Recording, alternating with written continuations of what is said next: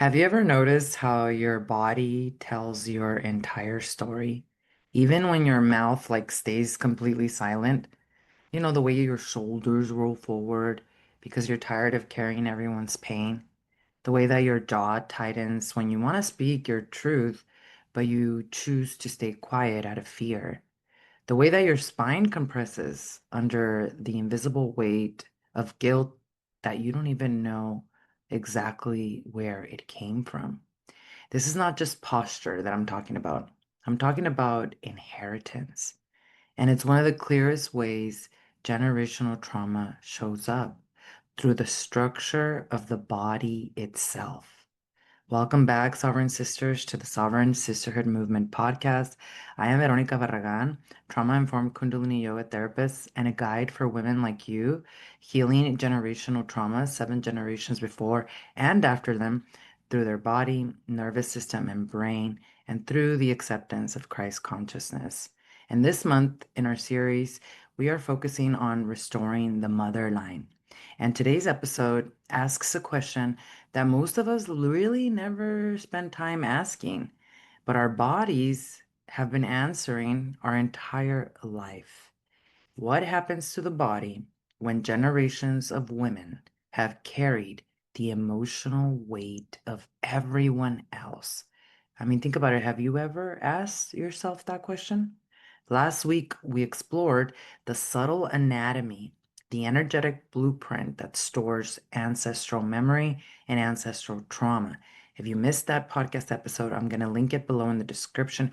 Go check it out because it's just as important as what we're talking about this week. Because this week, we're coming into the musculoskeletal system, the bones, the muscles, the connective tissues that literally hold us upright, as what you see as this body, but they also hold every unspoken story of the motherline. Because when we talk about healing what some call the mother wound, we're not just talking about emotions, we're talking about the architecture of inheritance, how guilt becomes very tight shoulders, how silence becomes jaw tension, and how love mixed with obligation becomes a spine that forgets to stand tall and a spine that cannot connect to God. And by the end of this episode, you're going to understand that your posture isn't even a flaw to fix. It is a map back to sovereignty, back to your own freedom. Because when one woman straightens her spine in truth, the entire lineage learns how to stand tall again. So, welcome and thank you all so much for being here. We're going to begin by first understanding why and how the body is the structure of inheritance. So, we're going to start by sharing with you this really important quote that was given to us from Jogi Bhajan, who was a tantric master who brought Kundalini yoga from the East to the West in the late 60s. And Jogi Bhajan spoke about this pattern that still moves through both medicine and even mysticism. And what he says is disease comes from structural change. So, disease, physical illness, comes from structural change. This body and its bones have no screws or bolts. It is held together by tissue and by muscle.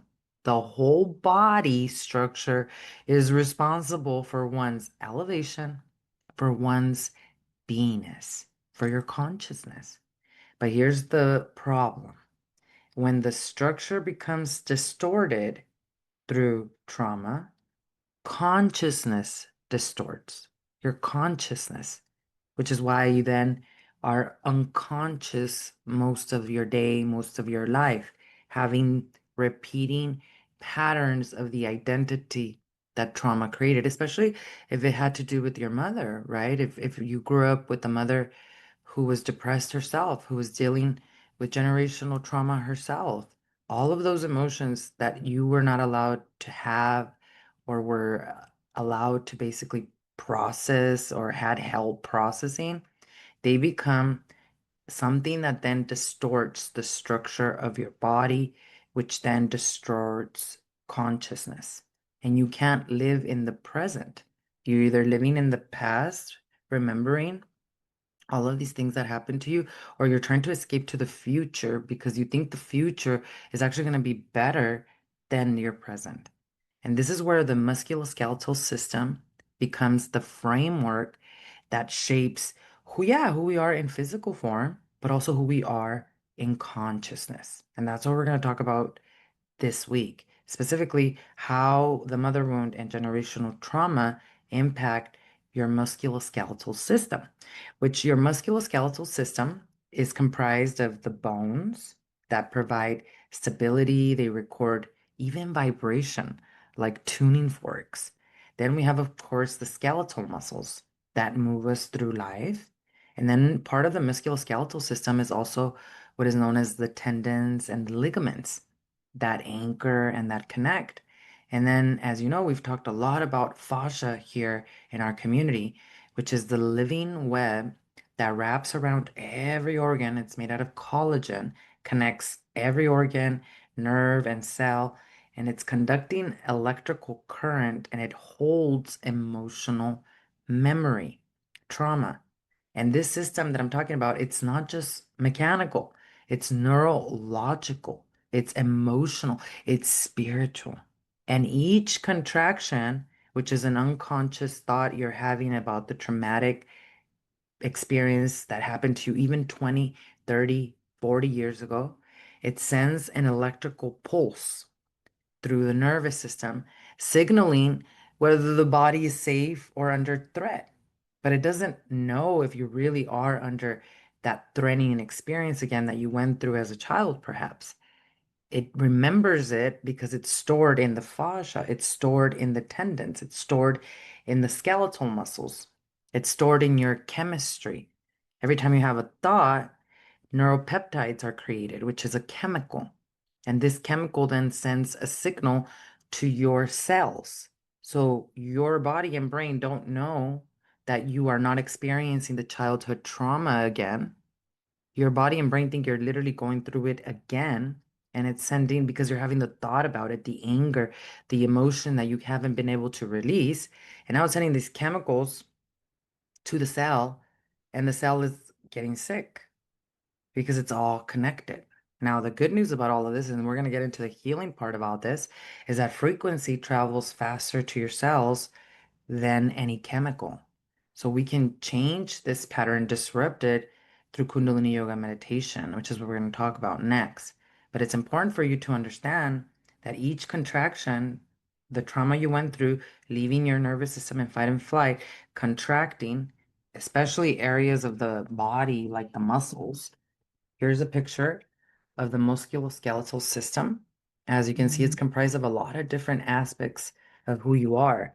But we've talked a lot about it in this community about the ZOS.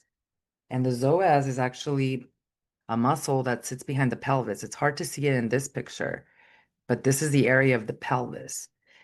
When you experience trauma, your ZOS contracts, and it contracts unconsciously because what it's doing is that it's bracing itself for something horrible to happen, even if it's not happening. Remember, if you went through childhood where mom was very depressed, right? Or she was going through her own generational trauma, grief, that's so common, then your ZOS has learned to contract, to brace itself for her yelling at you, for her not being there for you, whatever that is. And as an adult, it continues to contract because it's sending these electrical signals. Your fascia, which remembers everything, is sending signals. And that's not good for your other organs. If your ZOS is contracting unconsciously, then it is basically affecting all of the other organs, like the spine, the liver, the kidneys. And all of this is also secreting chemicals, which are also making you very sick. An overabundance of cortisol and adrenaline, which is what happens when the nervous system stays in fight and flight due to trauma. And when trauma is inherited, the entire structure of the body becomes like this architecture of memory. It mirrors the family system. And some muscles become way overdeveloped the ZOS that I just explained to you all. Carrying what others never learned to carry for themselves. And if this muscle becomes overdeveloped, other areas weaken, collapsing under unprocessed grief. It's not just that there was a physical injury or something happened. We're talking about the grief that has become unprocessed, that is stuck in your musculoskeletal system, that is constantly making you believe or making your brain believe that you're still under the same traumatic experience. And in families where love was tied to obligation, the body literally becomes an armor. Think about a mother who grew up under her own depression. A lot of them, many daughters that have to deal with this may call their mother narcissistic or may really see their mother as toxic, and they may not be able to voice it because of all the guilt that they carry, which is why the shoulders roll forward to protect the heart from disappointment. The spine compresses under the visible weight of guilt. I know I have a lot of compassion for this because of the fact that I know that there's severities to this. There are mothers who put their children against each other as a form of control.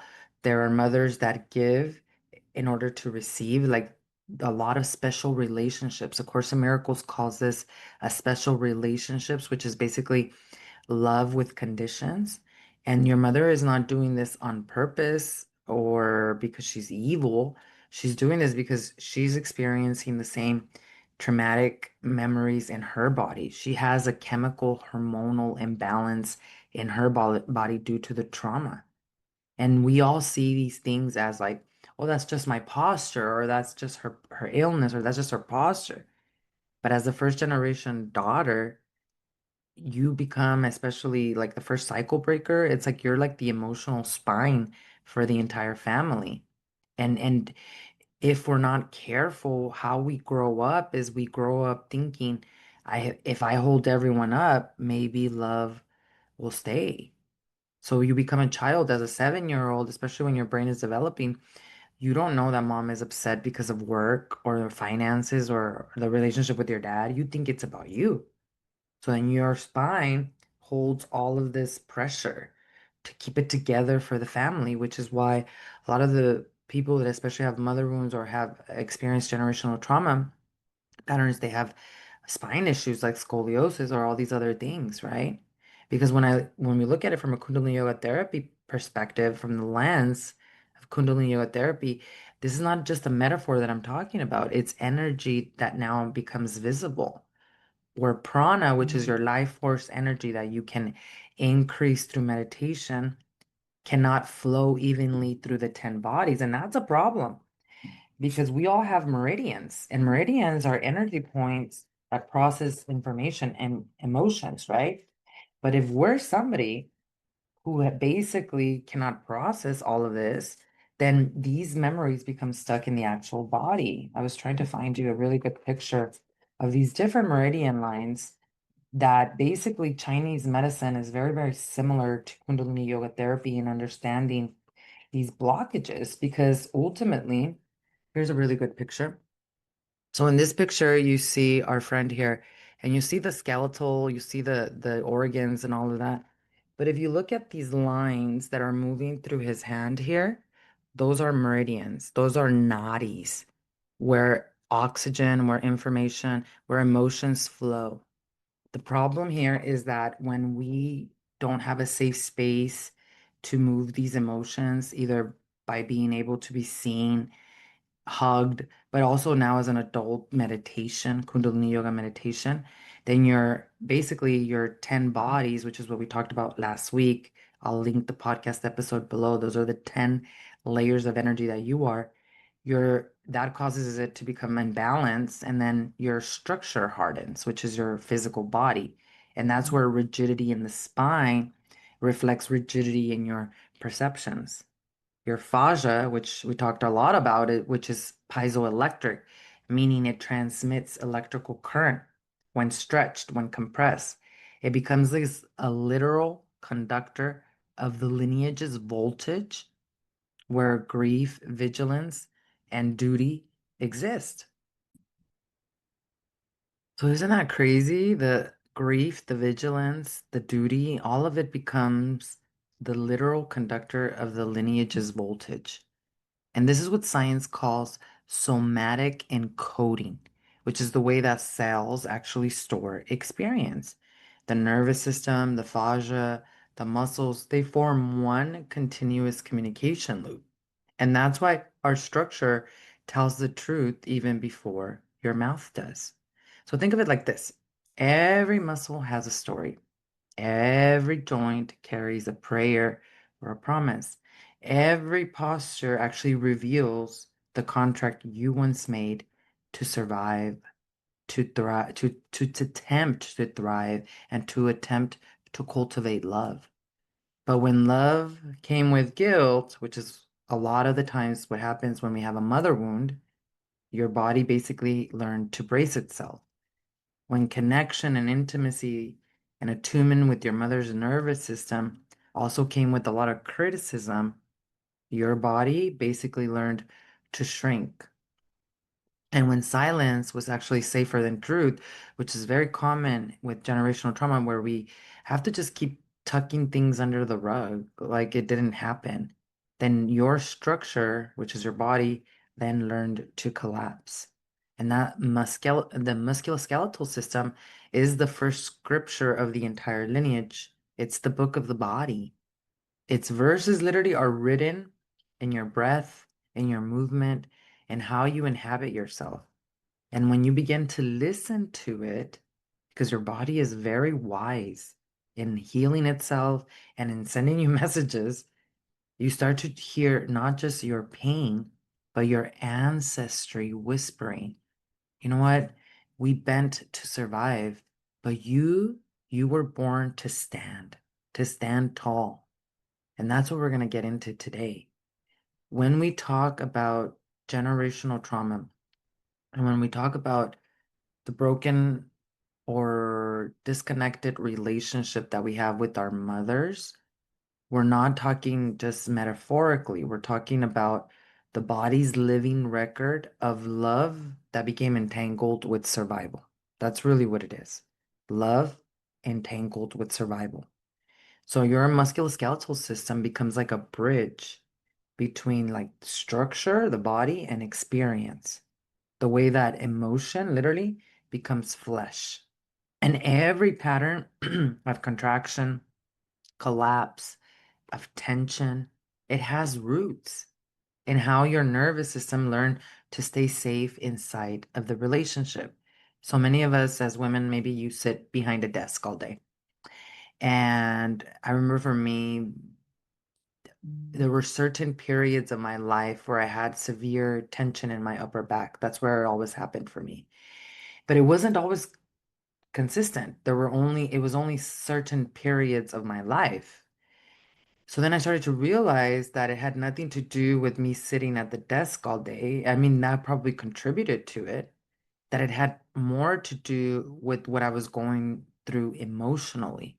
So when I was in very high levels of stress, the upper back tension was horrific, painful, rigid. But when I wasn't, that back tension was not there. So what was happening was that I carried a lot of tension in my upper back, and when I was overwhelmed with stress, that those traumatic memories would percolate even more. Because that's what happens if you stay under chronic stress, the generational trauma will show itself up, and it shows up in the body. So that's why I wasn't always in pain with my back. It was only based on how I was managing my stress. Because when we stay in constant periods of stress, then it starts showing up in the structure of the body, and the trauma starts to show up in your day-to-day life. So you see, it wasn't just me sitting at a desk. I had to deal with, because I still sit at a desk, maybe not all day anymore. Plus now I practice Kundalini yoga every day, which helps me. But it's I dealt with the root cause, which was my stress, which was the emotional baggage.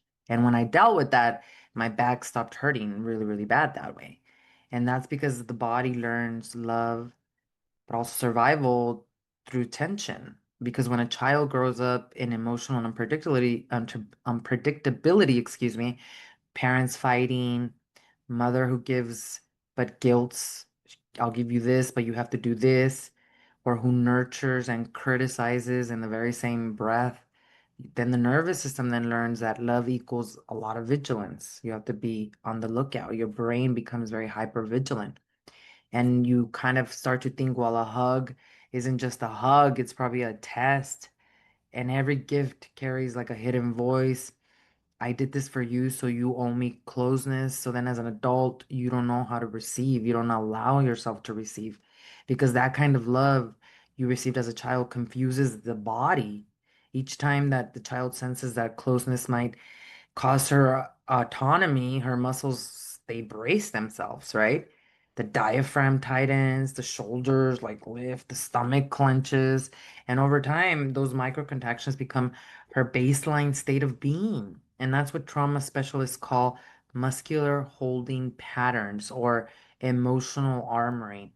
And from a Kundalini yoga therapy perspective, this is basically frozen prana. The emotions are not flowing. Life force that is trapped in the fascia, the collagen that holds all of the organs together. And it also gets stored in different muscles and different parts of like the body in general. Like, for example, we carry childhood trauma in what is known as the meridians in the lungs. And the meridians in the lungs actually go across from the heart to the hands, which is why in Kundalini Yoga, we do a lot of meditations with our hands. And there is this statistic that there are women who get lung cancer who have never smoked a day in their life. Why do they get lung cancer? Well, because that's where childhood trauma is stored. And of course, it's going to affect your heart, right? And of course, it's going to affect all your lungs, which is where the energy needs to travel through naturally, but it becomes caged, then what happens is that then illness is then developed. So the energy needs to move freely. And then when it doesn't move freely through the chakras, through the 10 bodies, which is what we talked about last week, it becomes concentrated in these lower centers, which is your root chakra, which is reinforcing survival and control. So the body becomes like a cage built from inherited definitions of love. And science echoes this in a very clear way, where each muscle contains thousands of proprioceptors. These are sensory cells that are constantly communicating tension and position to the brain. So when the brain receives constant tight feedback, like your muscles are tight, it's going to normalize tension as safety. That's like the normal way to be to the brain. So then if you try to heal yourself, your brain is going to be trying to protect you from that, believe it or not. The nervous system loses its ability to differentiate danger from like true intimacy, right? And that's why like when you're calm, you feel like you're going crazy. You feel like it's a loss. And resting can feel like abandonment. It can make you feel really, really guilty. Generationally, that's how trauma disguises itself as personality. You're not tense, you're just loyal to the identity of trauma. You're not overachieving, you're actually surviving the conditional love that's coded into your tissue. So let's now look at three major parts of this musculoskeletal system and how it's impacted through the mother wound and generational trauma. So we're going to start with the nervous system loop because I love talking about the nervous system, and I truly do believe that most mental health diagnoses are just nervous system dysregulations. It's not a disorder, it's not a illness, it's just we need to re-educate your nervous system. And this is very important as it relates to the musculoskeletal system because every muscle in your body is like a tiny messenger that is constantly talking to your brain, like we talked about. At the place where each muscle connects to the bone, there are microscopic sensors that are called Golgi tendon organs. I actually might have a really good picture of these. And these sensors actually tell your brain, hey, this muscle is tight, or this stretch feels safe. That back and forth conversation is actually what keeps your body moving smoothly. But here is the problem. When you actually grow up in an unsafe, unpredictable home where love feels like walking on eggshells, your brain, here's a picture of what that looks like. These Golgi tendon organs. So this is where each muscle connects to the bone. And it's hard to see them in this picture, but this is the area where the microscopic sensors called the Golgi tendon organs connect. And these sensors are the ones that tell your brain, hey, this is tight, this is safe, whatever that conversation is. Problem is that when we grow up in trauma or when we grow up in a predictable home, your brain and body, they start to send really mixed signals and confusing the body and the brain. So if you're criticized like as a child for showing emotions, or you're told by your mother that your pain is too much, the brain begins to ignore what the body is saying. So it's like hanging up the phone on your own feelings, where neuroscience has names for these two types of body awareness. And this is very important as it relates to trauma. And this is one of the most important things that we do is in Kundalini yoga therapy to restore and to move from post-traumatic stress to post-traumatic growth. Neuroscience calls this proprioception, which is knowing where your body is in space. For example, you can close your eyes and still touch your nose, right? That's proprioception, awareness of where your body is, even with your eyes closed, right? And then there's something known as introception, and that's knowing what's happening inside of your body, like feeling hunger, feeling your heartbeat, tightness in your chest, or butterflies in your stomach. Now, here's why this is so important. When emotional safety is missing, your introception actually starts to shut down. So growing up as a child with a lot of chaos, right? So what this does to you is that you stop noticing the early signs of stress, of sadness, of exhaustion. Instead, you keep performing, holding everything together, pretending you're okay, even when your body is screaming, need I need you to rest. I need you to rest. I need you to rest. Because illness ultimately is just your body saying, hey, I need you to rest. But that's how the mother wound becomes neuromuscular because it literally lives inside your muscles and in your nerves. So your body learns to silence its truth, just like the child who learned to stay quiet, to keep love. And this is why so many women with generational trauma, they feel tired all the time, but they can't rest. Their bodies don't fully trust their own signals anymore. And in Kundalini Yoga therapy, one of the main goals is to build your introception again, your ability to feel what's happening inside your body safely. And you might be like, I don't want to feel what's happening inside my body. It's part of the healing journey. So, for example, through like meditations where we incorporate breath or just simple meditations where there's movement, rhythmic movement, like chanting mantra, you begin to basically tune back in. Breath, pranayama. It activates the vagus nerve, which is the body's main communication line between the brain, the heart, and the gut, a very important nerve. It then teaches your system that it's safe to slow down. So you're just re-educate because since a child, no one helped you re-educate the nervous system from the traumatic experiences that you went through, right? When we include rhythmic movement or repetitive postures with our body, mudra, which is how we position our hands, that helps muscles release old patterns and it sends like this calm feedback to the brain, re-educating the brain to let the brain know, hey, it's we're safe. Even if I'm at peace, you don't have to protect me anymore. We're safe. And that's why meditation retrains the mind to notice sensations without judgment. This is very important because without us re-educating our nervous system, then we judge ourselves and we can't sustain the emotion. We basically have a big problem with feeling without fear. So that's what meditation does. It retrains the mind to notice these sensations that you're going through because you're a human being. Emotions are just emotions, they're not who you are, but you also are aware of them and not denying them, but you're also not identifying with them. And that's what meditation does for us. And over time, this practice strengthens the connection between your brain and your body.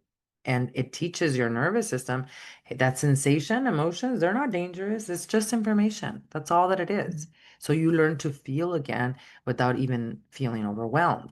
And for people healing from post-traumatic stress, this is life-changing When you can sense your breath, when you can sense your heartbeat or emotion, and you can stay present, you no longer need to disassociate to survive. You start to rebuild a new internal trust.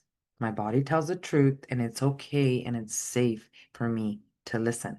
And that's where true regulation begins and where the lineage actually begins to rest.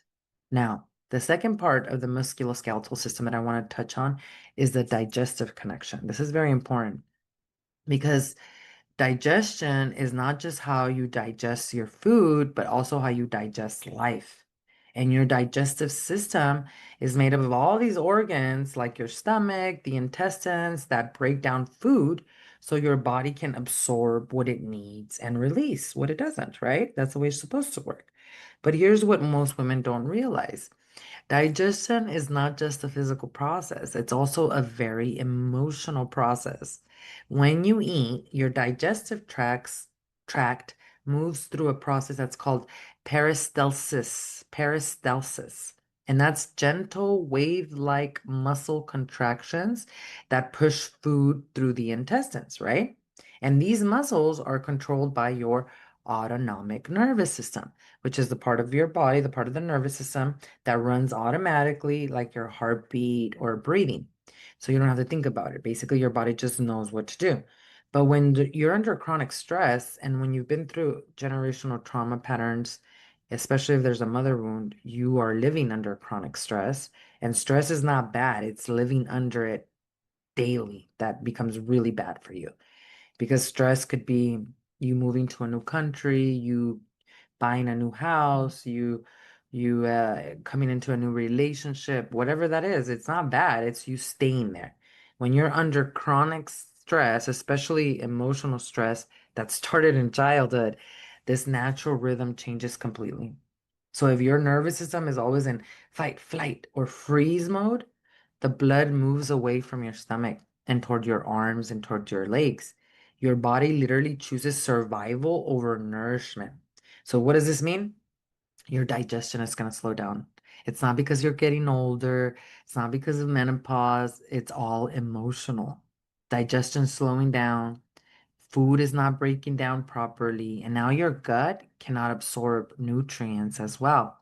So instead of feeling full and calm after eating, you might feel bloated, heavy because your body's digestive rhythm stopped pretty much mid-process. You might feel super tired or foggy because your body didn't absorb energy well. Or you might even feel nauseous, anxious because your stomach and nervous system are still on alert. And this is why many women with generational trauma struggle with gut issues like IBS, indigestion, or constant bloating. It's not just about what they eat, it's about what their bodies are emotionally trying to swallow or to reject. And imagine this from like a little girl's perspective, where a little girl who grows up with the mother who loves her, but that love often comes with like guilt. Her mom might say things like, I gave everything for you, or you don't know how hard I've worked. I think that's pretty common, right? So even though the mother's love is real, it's mixed with resentment, it's mixed with exhaustion. And that kind of love confuses the child's body or every time she receives affection, her nervous system wonders, is it really safe to take this in? Or am I going to have to pay for this later? And that emotional confusion lives in her body. And then her stomach muscles tighten when someone tries to take care of her. Her diaphragm, the muscle under her ribs that helps her breathe, might go into freeze mode. Her intestines hold tension because her system really doesn't know how to let go safely. So over time, what's going to happen is that she's going to start clinging, afraid to lose the love. That's where we go into attachment theory with relationships as adults. She's going to be afraid of rejecting or being rejected. She's going to be afraid to owe anyone anything. And that same thing happens inside of her gut, which is your second brain. Some people hold everything in, constipation, bloating, heaviness. Others purge very quickly, though. Diarrhea, anxiety, overstimulation. So it's not just digestion, it's literally the body replaying the emotional pattern of, I don't know how to receive without losing myself. And this is directly correlated with the third chakra, which we talked about the chakra centers in last week's podcast episode. I'll link it below. But the third chakra is the fire chakra, the fire of identity. It's right at the center of the body, right at the navel, which is the nabi. This is your power point. It's called Manipura, navel point, third chakra. And it's your personal power, it's your identity, it's your digestion, both physical and emotional. But when this energy center is balanced, that's when you feel confident, right? You feel decisive. You feel super nourished. You digest food, experiences, and emotions with ease. But when the third chakra is weak or it's blocked, everything feels completely out of sync. You might feel powerless, unsure, or like you're constantly running on empty, even when you're doing everything right. And women who carry generational patterns of self-betrayal, over responsibility, or suppressed anger, they often have a very unstable navel point. And their fire, which is called Agni in yogic science, it completely dims out and they feel both exhausted and restless. Isn't that wild? Hungry for something they can't even name. And from a trauma science perspective, this is called autonomic dysregulation. When your body's survival system gets stuck in overdrive or pretty much shut down. And from a spiritual perspective, it's what A Course in Miracles calls the illusion of separation, believing that you are separate from God, which is really forgetting that true nourishment, like true love, comes freely from God. You don't have to change anything. You don't have to do anything. At the root, yoga means union. And yoga doesn't heal you, yoga reveals you. Reveals who you are, the highest daughter and expression of God. Reveals that true love comes freely from God, so that every meal, every breath, every relationship becomes a subconscious replay of the same question. Can I take this in without losing myself? And can I trust God? That's the most important part of the generational healing journey. In Kundalini Yoga therapy, we help retrain the body to digest both the food and emotion through movement, through meditation, through our breath, through awareness. And we work directly with the muscles that support digestion and the nervous system that regulates them. So, breathing, for example, it's very, very impactful on the vagus nerve. We begin with deep, slow breathing, for example. That's a large part of the breathing techniques that we use. And these practices activate the vagus nerve, which connects your brain to your gut, like we talked about before. And when the vagus nerve is calm, it tells your digestive organs, hey, you're safe to rest, you're safe to digest. And this helps restore the peristalsis, the wave-like movement that we talked about of the intestines. Isn't that fascinating? And then we have also in Kundalini Yoga, a lot of navel center movements, which are kriyas. Kriyas are a specific set of breathing mantras you chant, movement that you do to get a specific result. And it's a chemical result, it's an energetic result in the body. And we use these movements that engage especially the abdominal muscles and the spine, like stretch pose or the Sat Kriya, which is really, really important in Kundalini Yoga. Practicing the Sat Kriya for 3 minutes is like taking a full 60-minute Kundalini Yoga class. That's how powerful the Sat Kriya is. And there's also another one that we practice a lot in Kundalini Yoga known as the Ego Eradicator. Ego Eradicator is also incredibly impactful because it uses breath and it uses something that we call breath of fire, which is this breathing techniques that brings the breath from the navel and pumps it from the navel to the nose, through the nose. And it is a complete oxygen tank for your brain. It restores all your blood circulation. I mean, it's incredibly powerful. Like I said, 3 minutes for both of them. That's what helps with all of this engagement of the third chakra, the navi, the abdominal muscles to help the digestion. Because if you have a problem with digesting food, what you really have a problem with is digesting emotions.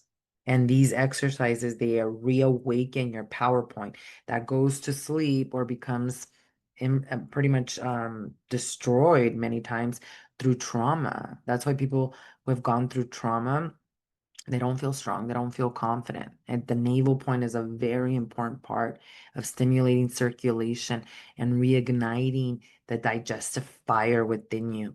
And these exercises that I mentioned, like Ego Eradicator or Sud Kriya, they also strengthen your sense of identity, helping you feel your core as the center of truth, not as tension.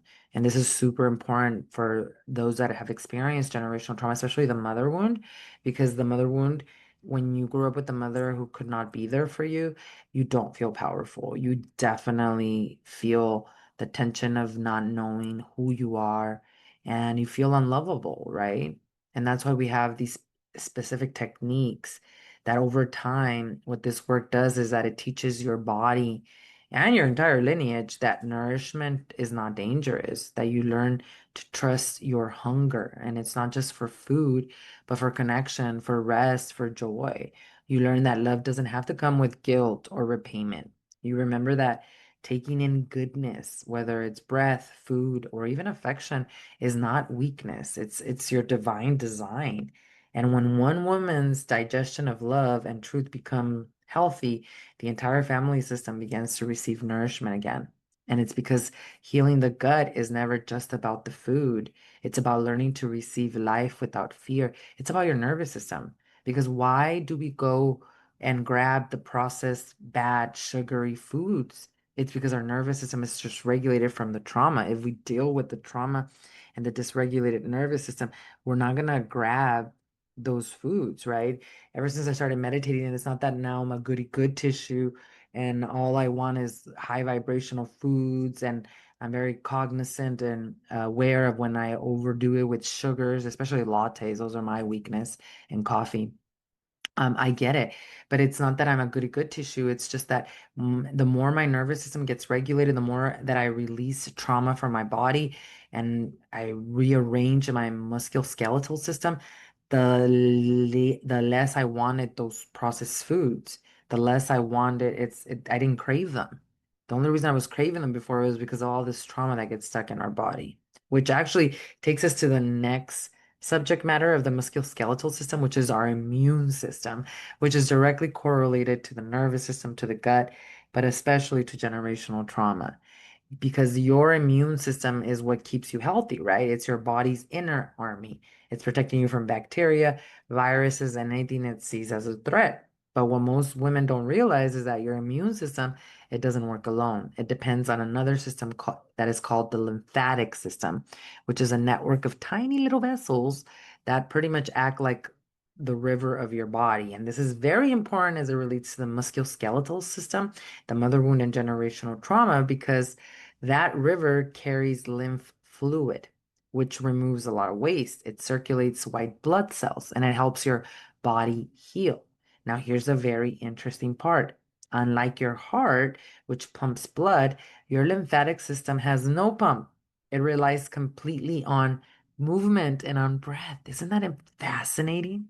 So that means that your muscles, especially those in your legs, in your chest, in your diaphragm, are what keep this river flowing, right? So every time you move, every time you stretch, every time you chant mantra, every time you breathe deeply, you're helping your immune system do its job.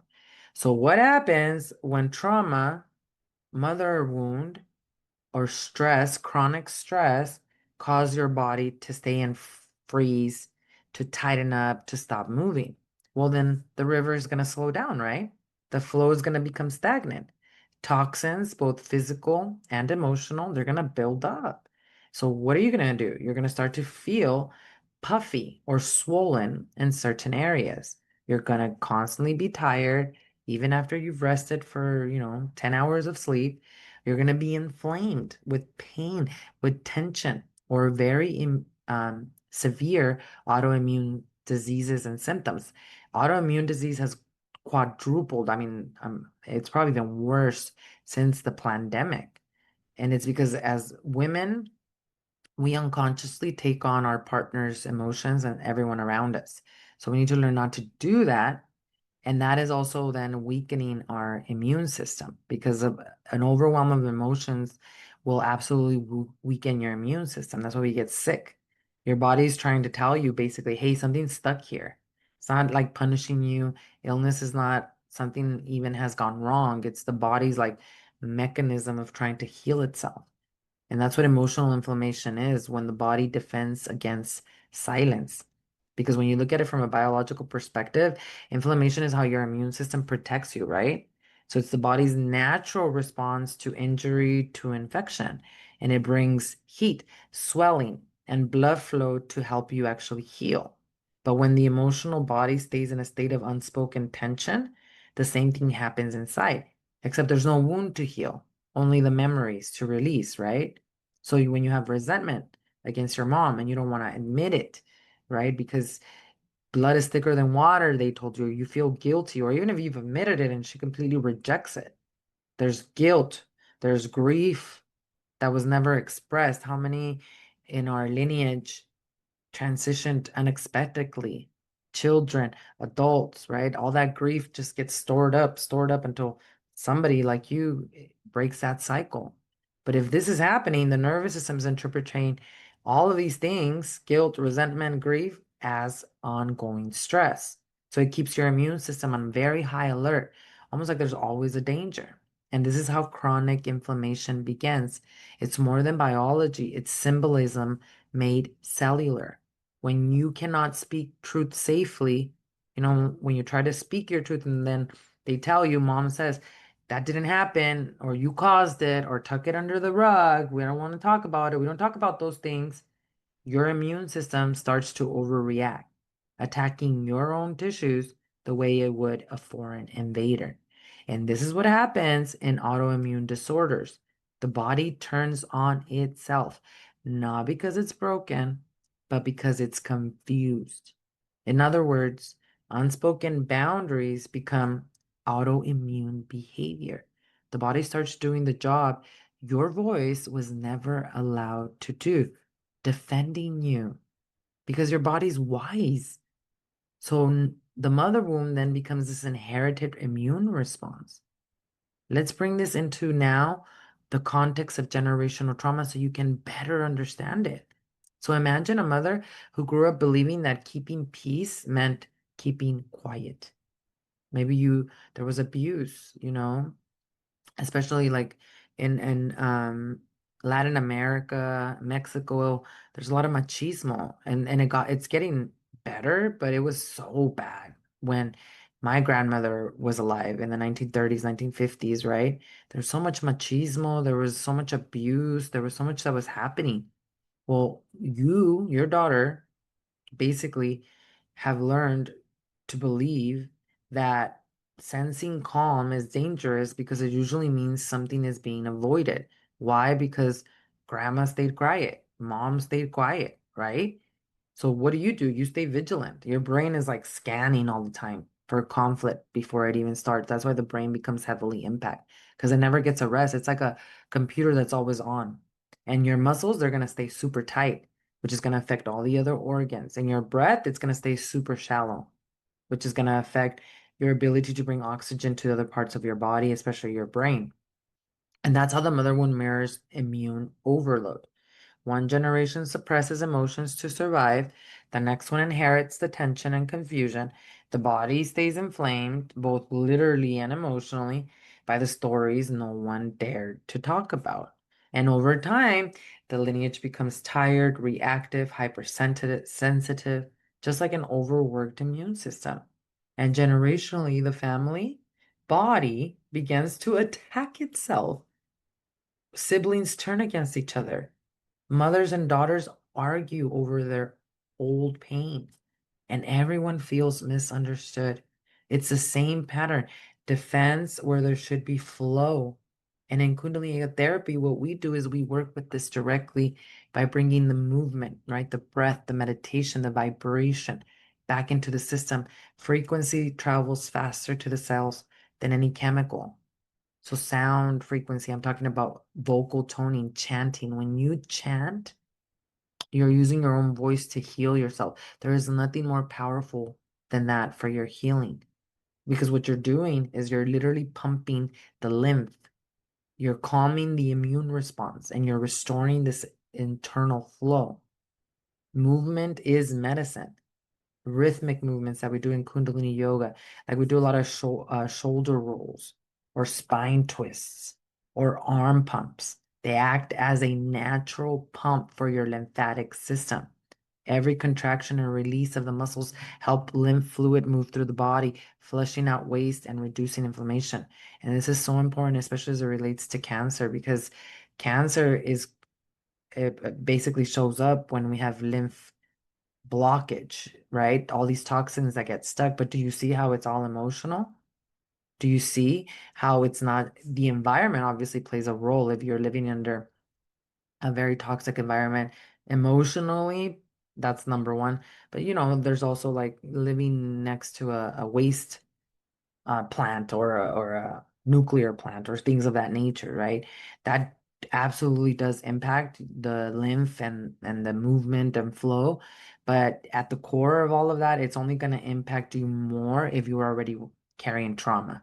If you're not carrying trauma, which is very rare, then it's not going to make you sick as quickly as somebody who actually is going through trauma. And that's where the chanting of the mantra, it's not just like spiritual, it's physical.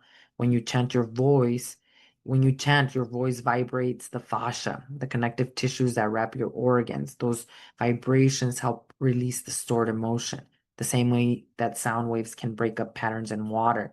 Every sound becomes like this subtle massage for the lymphatic system. That's what chanting mantra does for you. And also breath, breathing activates the diaphragm, which is one of the main muscles that moves the lymph fluid. When you take slow, full breaths, when you practice these Kundalini yoga meditations that include breathing, your lymphatic flow increases. It's like sending fresh water through that inner river. And in therapy, in Kundalini yoga therapy, we use techniques like long, deep breathing or even segmented breathing to help regulate the immune and nervous systems together. It depends on what we're working with. And so, what we have to understand is that the family system operates exactly like the body. When one part overfunctions, another is going to weaken. When one contracts in fear, another is going to compensate with overextension. And so, the fixer daughter becomes the strong muscle group holding the rest. And her mother collapses under guilt, her grandmother under silence. The lineage's posture forms like a chain, one bent over, one locked, one strained to hold it all up. So you can see this in her stance, in your mom's stance, in your grandmother's, in yours. Pelvis tilted forward from people pleasing, shoulders curved over from over responsibility, neck stiff from just looking out for danger, that jaw that becomes tight, right? The body is a blueprint of the family's emotional architecture. And it's not just that the mother wound affects the body is the mother line made visible. It's not just that the mother wound affects the body is the mother line made visible. So when we talk about healing, we're not just talking about stretching muscles or releasing fascia. We're talking about realigning memory with truth. We're teaching the body that safety is not vigilance, it's trust. We're teaching the lineage that love was never meant to be tension. And that's where the ancients all agree, especially when it comes to the spine. If we're talking about the musculoskeletal system, I can't skip over speaking about the spine because the spine is not just a structure. It is the staff of life, the living ladder between heaven and earth.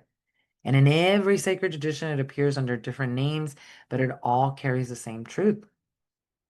The axis mundi in Kabbalah, it's called. Although there's a lot of controversy right now around Kabbalah. And if you really research it more, I don't know, there's some weird stuff around that stuff.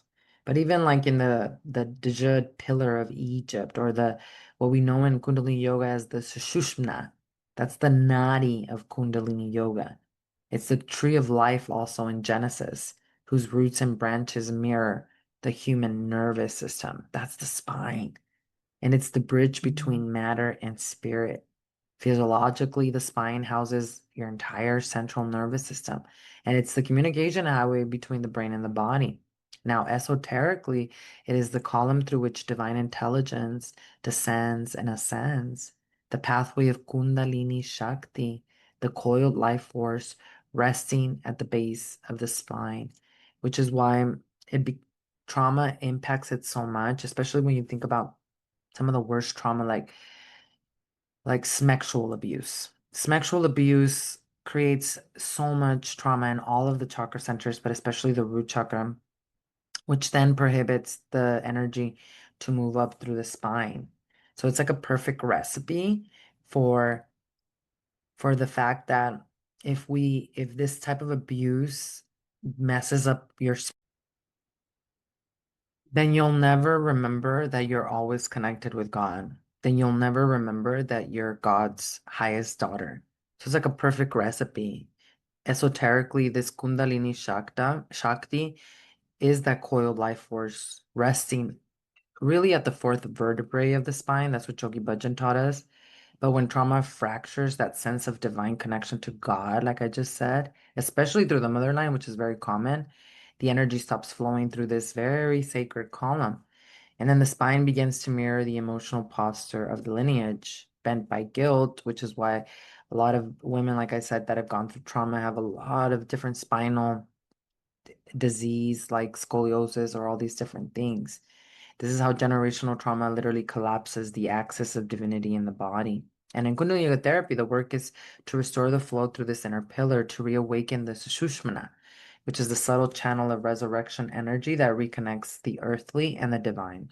So when prana ascends the spine, the lineage's dormant intelligence rises with it because your ancestors didn't just give you just trauma. There was so much wisdom, right? In fact, this is what the early Christians, mystics called as the process of the anointing of the Christos, the rise of the sacred oil within the spine. I'm sure that if you've listened, are you listening to this? There, somebody in your lineage, as much as there was probably a lot of trauma, there was also somebody in your lineage who did this process that I'm gonna share with you next, who was very much always connected with God, who allowed this Christos oil, Kundalini, to rise. And that's why you're here listening to this.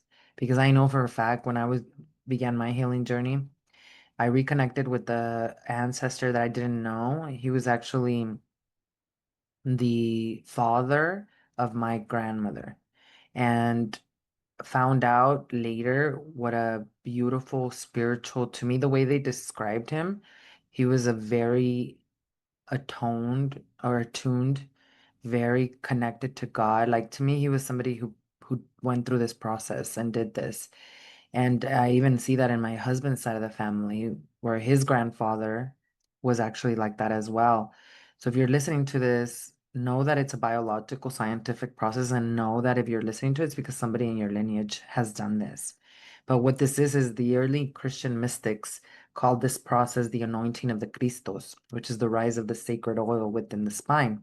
This chrism, that's what they called it, a secretion of the pineal and pituitary glands, was described as the inner anointing that awakens the divine memory in the body, which some might call DMT because your glands can secrete that through meditation. And when the oil actually descends from the cerebrium, which is literally the place of the skull, and then ascends again through the purified spinal column, that's resurrection. Resurrection occurs within that form. And this is what Christ demonstrated in the body, not death, but transmutation. He didn't come to teach us about the crucifixion, he came to teach us about the resurrection. Not crucifixion, ascension, resurrection. And he showed that matter could be spiritualized, that the temple, the body, could be rebuilt in 3 days through the rising current of light. And Kundalini is the same current. The feminine Holy Spirit, the mother's energy, ascending through the spine to reunite with the Christ consciousness at the crown. It is the reunion of Shakti and Shiva, the divine father and the divine mother. It's the restoration of what trauma tried to divide. So when the spine is purified through meditation, the inner oil rises like incense through the seven seals or the seven chakras. Scripture calls it the seven seals, illuminating the consciousness centers that were once dimmed by fear. And every vertebrae represents a ring on Jacob's ladder, the alchemical ascent of spirit through matter. Isn't that amazing? In Hermetic teachings, this is the journey of the serpent fire, the coiled light rising through the spinal canal, transmuting base metals, instinct, guilt, grief into gold, wisdom, love, and divine remembrance. So science calls this process neurochemical transformation. That's what they call it. As energy rises, cerebrospinal fluid circulates differently. Electromagnetic fields around the heart and brain synchronize, and dormant neural pathways begin to regenerate. Even modern neurosciences acknowledges the spine's regenerative potential, where new studies show the spinal cord can regrow neural tissues under conditions of safety and electrical coherence. It's pretty amazing. And even the spine itself can regrow. My mother had spine, a spine surgery because she had severe issues with it, and all emotional, all correlated to she was the caretaker for my grandmother the last 2 years that she was alive, and that was incredibly difficult for her. And after my grandmother transitioned, she became very ill from her spine. And the doctor, I remember telling her, you could have a surgery or you could just go home and we'll put you on antibiotics because the spine can regrow itself. So this is how amazing our bodies are. What yogis and mystics called resurrection is now being proven as neuroplasticity. It's pretty amazing. So when you heal the spine, which is what I believe was so symbolic, like she had to heal the spine after the transition, after my grandmother transitioned, because when she was a caretaker for my grandmother, especially the last 2 years, I was already doing my own generational healing because this only happened about 3 years ago. So they were healing. There, I saw things, miracles that my grandmother I thought would never heal. I thought she would never say these words to my mom, and they happened. So she was, so the when my grandmother transitioned, it was like the spine was like, I can't take this anymore. I just need to rest. I just need to find a way to release all that I've carried since I've been a child. And then that's when my mom um thankfully healed from all of that. But each vertebrae, we have to understand it corresponds to a generation, a rung of ancestral memory stored in cellular light. So as you realign, breathe, and allow the current to rise, you send new electrical information through your lineage. And I was very blessed because my mom saw my own transformation. I was raised Catholic, she's Catholic, so she was at the beginning she was kind of like weirded out about Kundalini yoga, especially because it's a serpent, and in Catholicism they talk so bad about the serpent and so many spiritual traditions, which I did a whole episode on the serpent. If you want to go check it out, I'll link it below as well, and why they inverted it and told us to be afraid of it. But then it was so interesting because then I just, instead of convincing her or trying to get her to meditate, I just let my transformation speak for itself. And she came around, and not only did she come around, she started asking me about it. And when she was going through this horrific health experience, or health experience, that's what it was. And I look at it now as a miracle. She asked me about Kundalini, and she asked me about a meditation. And that's when I was able to offer her the Kirtan Kriya meditation, which reverses Alzheimer's and dementia, but it's also really, really powerful as it relates to sound and being able to restructure the spine and that reconnection with God. And she practiced it and she absolutely loved it. And has stopped since then, but she talks about going back to it very often. And it really just surprised me how she came around to at first being afraid of it and then even practicing it herself without me even trying to force her. So this was like a miracle that I saw actually happen. And I saw a lot of the miracles occur right before my grandmother transition. And that's what the spine really is. It's the spine's verticality is symbolic of your own sovereignty.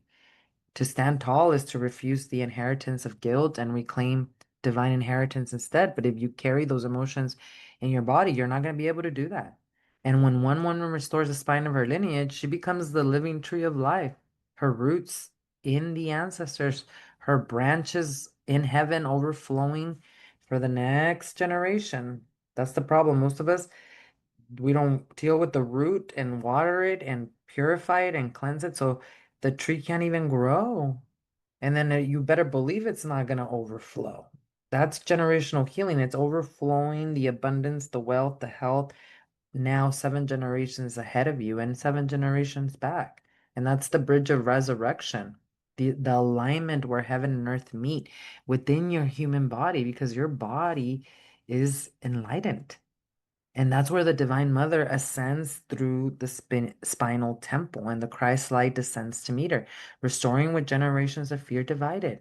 Every breath that lengthens your spine is a declaration. I will not carry the burden of the past. I will lift it into light. Every vertebrae that softens becomes a rung of grace. And as you rise, your entire lineage rises with you.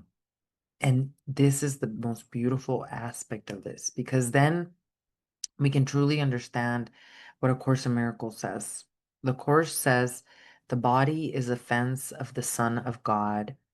The body is a fence the Son of God imagines he or she has built to separate parts of itself from other parts. This line holds the essence of true generational healing. Because what if all the pain, the tension, the postural collapse, they're not flaws in your body, but evidence of the belief that you are the body? That belief is the root of separation. It's the mind saying, I am this shape, I am this trauma, I am this story, I am this lineage of suffering. And yet, Christ's teachings was never about crucifixion. It was about resurrection, the transcendence of form, the transcendence of form. So when you identify with the body, you stay bound to its defenses. But when you identify with spirit, the body becomes what it was always meant to be, a temple, a vessel of divine communication. And that's why every pattern in the musculoskeletal system, every collapsed shoulder, every rigid spine, it originates in thought. I must protect myself. I must hold this family together. I am my pain. These are the thoughts that distort the nervous system and they alter the body's electrical field and even our gene expression because the body obeys the mind.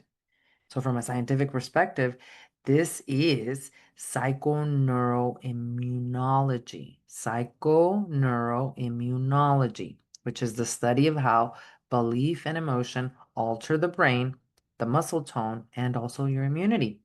And from a spiritual perspective, it's simply forgetting God's order. The moment you see differently, the moment you choose love over defense, which we're every moment choosing, whether we're doing it consciously or unconscious is a whole other discussion, right? But every time you choose love over defense, your cells are going to respond. Your neural pathways are going to reorganize, your posture is going to realign, even the spine. Once believed to be incapable of regeneration, has shown the ability to regrow nerve tissue under the right electrical and emotional conditions. And it's not a miracle separate from science. That is the miracle. That is the miracle. It's not a miracle separate from science. In Kundalini therapy, the spine is the sacred channel, the Sushumna, where life force ascends and descends. And physically, it houses the central nervous system, but spiritually, it is the axis mundi, the tree of life that connects heaven and earth within you. Christ's anointing, the chrism or sacred oil of brain and spine, represents the same current. When that oil rises, when energy moves freely up the spinal column, resurrection happens within form. The fence that A Course in Miracles talks about of separation between you and God, you and your brother, you and your sister, it dissolves.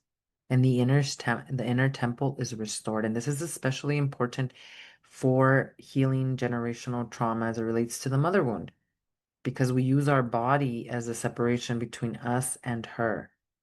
And that is us giving identity to our trauma. That's all that means. This is not new age jambalaya. What it means when you believe you're a body, it means you believe what your mind is telling you about the stories and identities you created from the trauma. That's what that means. And ultimately, you are not just a physical body. We talked about that last week, right? In the podcast episode. There's 10 layers of consciousness, energetic layers of consciousness. And ultimately, you are a soul, an infinite soul having this experience. But we have to remember that. And we have to remember that every breath that lengthens the spine becomes an act of remembrance. The posture of guilt softens into the posture of grace through Kundalini yoga meditation. And that's how we restore that inner temple. Because as the fence dissolves, as the barriers, the walls you have built, the body becomes the altar again. And it's not an altar for suffering, it's for devotion. The musculoskeletal system stops bracing against life and it begins serving life. Your bones become pillars of prayer. Your fascia becomes the veil of the temple, no longer torn by trauma, but luminous with spirit, with light. And this temple is not just for your ancestors, it's for God. And when you inhabit it with love, everyone who encounters you can feel that sanctity. Your structure becomes sanctuary. This gives me chills because this is what the Sovereign Sisterhood Sanctuary is all about. A space where others remember safety in your presence. This is true sovereignty, not control of the body, but consecration of it. So, permission now means this. I am not this fence. I am not my pain, my guilt, or my family's shape. I am the space that holds it all, the breath between heaven and earth. Healing is the resurrection of perception. It's the mind remembering that separation from God was never real. The body's going to follow the mind's remembrance. The muscles are going to release those stories. The spine is going to rise again as it was always meant to, because one woman dissolves the fence and restores her inner temple. The entire lineage feels the light return to its bones, to its own inner temple. So, if today's episode stirred anything inside of you, if you felt your spine lengthen, if you felt your breath deepen, or your heart open in recognition, know that it's not just your body responding, it is your lineage remembering. This is the work that we do inside of the Sovereign Sisterhood Sanctuary, where generational healing is not about fixing your past. It's about restoring the inner temple where God, your ancestors, your truth can finally dwell together in peace. Each month, we journey through the body's sacred systems, through Kundalini yoga therapy, nervous system, and brain science, and Christ consciousness remembrance to help you release inherited tension, rewire perception, and rise in your true structure of light. Because you were never meant to carry the weight of the motherline. You were meant to resurrect it. Now, next week, we'll explore the circulatory system, how it becomes impacted by generational trauma, and how to restore it through awareness. So if this resonates, drop a heart below, drop a comment in the comments section, and let us know how this has impacted you. Thank you for following. Thank you for sharing. And if you'd like to join us inside of the Sovereign Sisterhood Sanctuary, I've also provided the link below in the show descriptions. Until then, breathe. Remember, your structure is sacred. Your body is sacred. It's a temple. And your peace is the posture your family is going to inherit. If you're ready to come home to your body as a temple, to dissolve the fence and to stand in divine alignment again, I invite you to join us at the Sovereign Sisterhood Sanctuary. You'll find the link in the show notes. Until next time, breathe, stand tall. Remember, your spine is not your burden. It is your bridge back to God. It's been an honor being here with all of you. Thanks for the likes. Thanks for the shares. Thanks for the comments. And I will see you all again next week. Sat.